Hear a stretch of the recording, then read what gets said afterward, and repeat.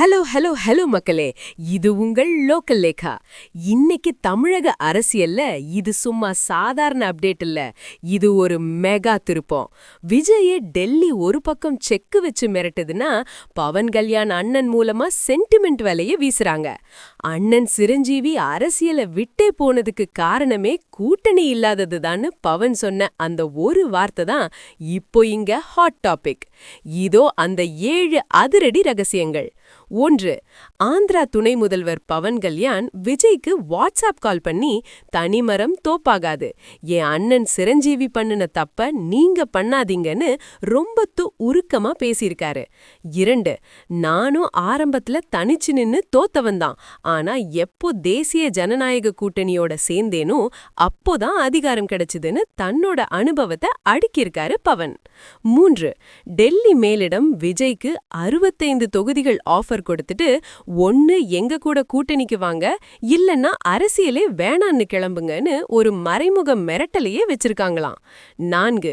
திமுக எதிர்ப்பு வாக்குகள் சிதறக்கூடாதுங்கிறது தான் பாஜகவோட மாஸ்டர் பிளான். அதுக்கு விஜயை எப்படியாவது உள்ள இழுக்கணும்னு அவங்க துடியா துடிக்கிறாங்க. 5. மார்ச் 10ஆம் தேதி சிபிஐ சம்மன் வர்றதுக்கும் இந்த தொகுதி பங்கீடு இழுபறிக்கும் ஒரு லிங்க் இருக்குன்னு அரசியல் வட்டாரத்துல ரகசியமா பேசுறாங்க. 6. கூட்டணிக்கு வந்தா மத்திய அரசோட முழு சப்போர்ட், வரலன்னா பழைய கரூர் விபத்து வழக்கு முதல் எல்லா ஃபைல்களும் தூசு தட்டப்படும்னு ஒரு கத்திமுனை கவிதை ஓடிட்டு இருக்கு. 7. பவன் கல்யாணோட அந்த சிரஞ்சீவி சென்டிமெண்ட் விஜய ஆழமா யோசிக்க வச்சிருக்கு. மதச்சார்பற்ற கொள்கையா இல்ல அரசியல் வெற்றியா, இதுல விஜய் எதை எடுக்க போறாருன்னு மார்ச் 10க்கு அப்புறம் தெரியும் போஸ்.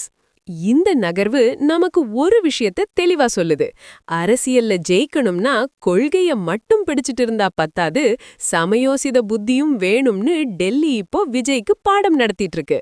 விஜய் இதுல எப்படி தப்பிக்க போறாருன்னு பாப்போம். பவன் கல்யாண் விஜய்க்கு கொடுத்த இந்த அட்வைஸ பாக்கும்போது, நம்ம தளபதி விஜய் ஒரு படத்துல சொன்ன அந்த ஒரு மாஸ் டயலாக் தான் ஞாபகத்துக்கு வருது. எனக்கு எதிரிகள் யாரும் இல்ல, ஆனா நண்பர்களா வர்றவங்க தான் அதிகமா பயமுறுத்துறாங்க. கூட்டணி வலையில தளபதி விழுவாரா இல்ல தனிப்பாதையில வெறித்தனம் காட்டுவாரான்னு பொறுத்திருந்து பாப்போம் போஸ். விஜய் பவன் கல்யாண் பேச்சை கேட்டு பாஜகவோட சேரணும்னு நீங்க நினைக்கிறீங்களா, இல்ல தனிச்சு நிக்கிறது தான் அவரோட கொள்கைக்கு அழகுன்னு நினைக்கிறீங்களா? கமெண்ட் பண்ணுங்க. தமிழகத்தின் அனல் பறக்கும் அரசியல் செய்திகளுக்கு தொடர்ந்து இணைந்திருங்கள்.